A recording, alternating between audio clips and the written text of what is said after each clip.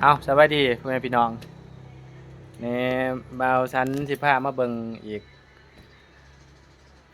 พ่อใหญ่เนาะ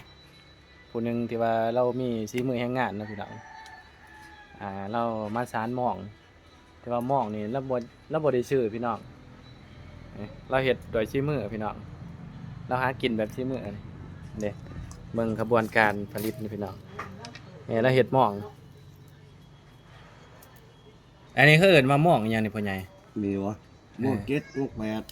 โมง7โมง8สำหรับปลาใหญ่เนาะปลาใหญ่ ปลา เนาะ ใหญ่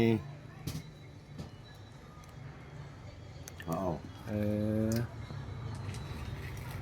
หม้อหน่อยหม้อใหญ่ นี่ปลาใหญ่ซานเองเบิดเนาะ ม องตะกนกับแม่น เนาะ เนาะ แล้วอีกลูกก็เลยว่าอันนี้ทานอีก เออ สี่หันบุครับ อืม ทานเอาคะแนนมันหมันเด้มันต่างกัน เออ ทานบ่เดียวแล้วก็บ่อย เออ บ่ นี่ อย นี่แม่นหม่องสำหรับเอาปลาใหญ่เนาะปลาใหญ่เนาะ ปลาใหญ่รับโลกป้ายอยู่นะ ของโลก นี่พี่น้องเบิ่งเอา ไหน พี่ เรื่ น้ อ อง ง เนาะ ฝีมือแห่งงานพี่น้องส่วนหลายในปัจจุบันนี่แม่นคนเฒ่าคนแก่แต่ว่าสารหม่องสารแหวัยรุ่นสมัยใหม่เดี๋ยวนี้เขาบ่ฮู้แล้วพี่น้องบางเขตหันแม่นบ่มีแล้วนะพี่น้องนอกจากว่าเขตบ้านนอกคือเฮาเด้สามสิเหลียวนี่บ่แม่นง่ายๆเด้อนี่พี่น้องเพิ่นสานนี่คือคันเฮาสานได้ซำนี้นี่พ่อใหญ่ใช้เวลาจักมื้อพ่อใหญ่มันแล้ว โอ้ย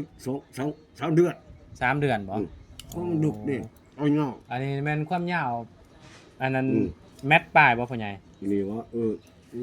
เม็ดเจ็ด เมตรเจ็ด มันลึกโอ้เลิกเมตรเจ็ดเนาะ หน้านี่ร้อย โอ้ร้อย 200เมตร โอ้ เอาเงา เออ เพื่อสู้เขามันยัง150เมตร โอ้เออ มันหุ่มเขาเด้ อืม อืม พี่น้องส่วนหลายแม่นทำมันไหลมองอยู่น้ำเซ่เฮานี่บ่พ่อใหญ่ โอเคเนาะ เออน้ำเซ่ แต่ เฮา ถ้าเห็นบ่สิ บ่ทันได้ลงไปซ้ำทางนั้นพ่อใหญ่ อยู่ตัวอยู่ใส่แต่อยู่คือว่าดี อยู่โรงบาก โอ้ เอานี่เบิ่ง เพราะว่า ฝีมือแห่งงาน น้อมัน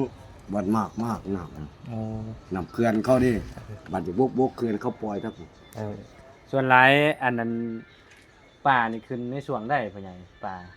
ขึ้นมาแต่ โอ้ป่ามาแต่สมปล่อยพุ่นบ่ มาแต่ปุ่นละ ปลาสิเปลี่ยน คลอง เหรอ ไงคลองคนนี้ ส่วนหลายขึ้น หน่อย แต่ แน่ ช่วงยามพ้นเนาะพ่อใหญ่เนาะ วีลาน้ำสูบไว้อันเส้นเปี้ยนก็ขึ้นอีกกันมีแต่ป้าเพียนอะไรขัดขึ้น โอ้ หากว่าท่านเห็นจะเซ่นี่ยังท่านขึ้นมาทั้งสุดท้ายเขาได้ยินข่าวว่าขึ้นทั้งปีมาทั้งปีปั๊บ